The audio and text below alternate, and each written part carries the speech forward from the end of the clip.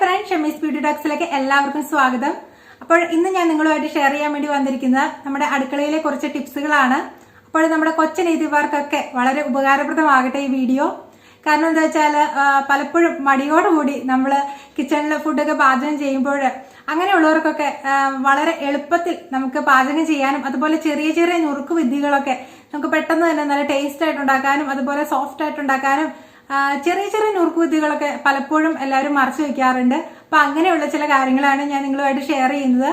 അപ്പോൾ എനിക്ക് കിട്ടിയ കുറച്ച് അറിവാണ് കേട്ടോ ഞാൻ ഷെയർ ചെയ്ത് തരുന്നത്. അപ്പൊ നിങ്ങൾക്ക് ഉപകാരപ്രദമാകട്ടെ, നമുക്ക് കുക്കിംഗ് ഒക്കെ നല്ല എൻജോയ് ചെയ്ത് ചെയ്യാൻ വേണ്ടി സാധിക്കട്ടെ. അപ്പോഴെന്തൊക്കെയാണ് എന്ന് നമുക്ക് നോക്കാം. അപ്പോൾ നമ്മൾ ആദ്യം തന്നെ നോക്കാൻ വേണ്ടി പോകുന്നത് ഉരുളക്കിഴങ്ങിൽ ഈ മുള പൊട്ടി വരുന്നത് എങ്ങനെ നമുക്ക് തടയാൻ പറ്റും എന്നുള്ളതിനെ പറ്റിയാണ്. കുറച്ച് ദിവസം നമ്മൾ ഈ ഉരുളക്കിഴങ്ങ് മാറ്റി വെച്ചിട്ടുണ്ടെങ്കിൽ അതിൽ മുള പൊട്ടി വരാറുണ്ടല്ലേ. അപ്പം അങ്ങനെ വരാതിരിക്കാൻ വേണ്ടിയിട്ട് നമ്മൾ ഈ ഉരുളക്കിഴങ്ങ് വെച്ചിരിക്കുന്ന പാത്രത്തിൽ ഒരു ആപ്പിൾ വെക്കുക കേട്ടോ. അങ്ങനെ വെച്ച് കഴിഞ്ഞാൽ മുള പൊട്ടി വരികയില്ല. അടുത്തത് ഇനി എന്താണ്, നമ്മളെല്ലാവരും കടുക് പൊട്ടിക്കാറുണ്ടല്ലേ കറികൾക്കൊക്കെ. അപ്പോൾ നമ്മൾ കടുക് പൊട്ടിക്കുമ്പോൾ പാത്രം നന്നായി ചൂടായതിന് ശേഷം മാത്രം എണ്ണ ഒഴിക്കാൻ വേണ്ടി ശ്രദ്ധിക്കുക. അതുപോലെ എണ്ണ ചൂടായതിന് ശേഷം മാത്രം കടുക് പൊട്ടിക്കുക. അതുപോലെ ജീരകമാണെങ്കിലും നമ്മൾ മൂപ്പിക്കാൻ നേരത്ത് നന്നായി ചൂടായതിന് ശേഷം എണ്ണ ചൂടായതിന് ശേഷം മാത്രം ജീരകം ഇടുക. എങ്കിൽ മാത്രമേ നമുക്ക് ആ ഒരു കറിയുടെ കറക്റ്റ് ടേസ്റ്റ് കിട്ടത്തുള്ളൂ. അതുപോലെ മോരധികം പുളിക്കാതിരിക്കാൻ വേണ്ടിയിട്ട് അതിൽ നമുക്ക് കുറച്ച് ഉപ്പും പച്ചമുളകും ഇട്ട് വെച്ചാൽ മതിയാകും. അപ്പോൾ ഒരുപാട് പുളിയൊന്നും ആകാതെ നമ്മുടെ പാകത്തിനുള്ള പുളിയിൽ നമുക്ക് കഴിക്കാൻ വേണ്ടി സാധിക്കും. അതുപോലെ തന്നെ പാൽ ഉറയൊഴിക്കാൻ തൈരോ മോരോ ഇല്ലെങ്കിൽ 4-5 പച്ചമുളക് ഞെട്ട് ഇട്ട് വെച്ചാൽ മതിയാകും.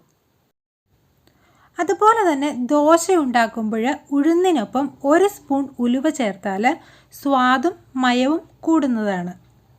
അതുപോലെ തന്നെ അച്ചപ്പം ഉണ്ടാക്കുമ്പോൾ തലേന്നോ 2 ദിവസം മുമ്പോ അച്ച് നമ്മൾ ഉപ്പ് വെള്ളത്തിൽ മുക്കി വെക്കുകയാണെങ്കിൽ അച്ചിൽ അച്ചപ്പം ഒട്ടിപ്പിടിക്കുകയില്ല. പിന്നെ ഇനി അടുത്തത് എന്താണെന്ന് വെച്ചാൽ ചെമ്മീൻ അല്ലെങ്കിൽ കൊഞ്ച് എന്നിവയൊക്കെ തയ്യാറാക്കുമ്പോൾ വിനാഗിരിയിലോ അതുപോലെ തന്നെ നാരങ്ങയിലോ അല്പം വെളുത്തുള്ളി അരിഞ്ഞതും ചേർത്ത് കുറച്ച് സമയം വച്ചതിന് ശേഷം പാചകം ചെയ്താൽ ഇത് കഴിക്കുന്നത് വഴി ഉണ്ടാകുന്ന അലർജിയൊക്കെ നമുക്ക് ഒഴിവാക്കാൻ വേണ്ടി സാധിക്കുന്നതാണ്. ഓംലേറ്റ് ഉണ്ടാക്കുമ്പോൾ അതിലൊരൽപ്പം പൊടിച്ച പഞ്ചസാര ചേർത്താൽ ഓംലേറ്റിന് നല്ല മയവും അതുപോലെ നല്ല ടേസ്റ്റും കിട്ടുന്നതാണ്. കണ്ണാടി പാത്രങ്ങൾ കഴുകുന്ന വെള്ളത്തിൽ ഒരൽപ്പം വിനാഗിരി ചേർത്താൽ അവ വെട്ടിത്തിളങ്ങുന്നതാണ്. അടുത്തതായി ഇറച്ചി പാകം ചെയ്യുമ്പോൾ അതിൽ നമ്മൾ കുറച്ച് വെളുത്തുള്ളി കൂടുതൽ ചേർക്കുകയാണെങ്കിൽ മണവും രുചിയും കൂടുന്നതാണ്. അതുപോലെ തന്നെ ചെറു തീയിൽ ഇട്ട് ഇറച്ചി വേവിക്കാൻ വേണ്ടി ശ്രദ്ധിക്കുക. അപ്പോൾ നമുക്ക് ഇരട്ടി രുചിയിൽ തന്നെ അത് പാകം ചെയ്തെടുക്കാൻ സാധിക്കും. അപ്പോൾ ഇന്നത്തെ നമ്മുടെ വീഡിയോ നിങ്ങൾക്ക് ഇഷ്ടപ്പെട്ടോ? നല്ല നല്ല ടിപ്സുകളല്ലേ ഞാൻ പറഞ്ഞു തന്നത്. അപ്പോൾ നിങ്ങൾക്കറിയാവുന്ന ടിപ്സുകൾ നമ്മളുമായിട്ട് ഷെയർ ചെയ്യുക കേട്ടോ. എല്ലാവർക്കും ഉപകാരപ്രദമാകട്ടെ. അപ്പോൾ നമ്മുടെ ചാനൽ ആദ്യമായിട്ട് കാണുന്നവർ സബ്സ്ക്രൈബ് ചെയ്യാനും ബെൽ ബട്ടൺ ക്ലിക്ക് ചെയ്യാനും മറക്കരുത് കേട്ടോ. നമ്മുടെ വീഡിയോയുടെ താഴെ സബ്സ്ക്രൈബ് എന്ന് പറഞ്ഞ് കൊടുത്തിട്ടുണ്ട്.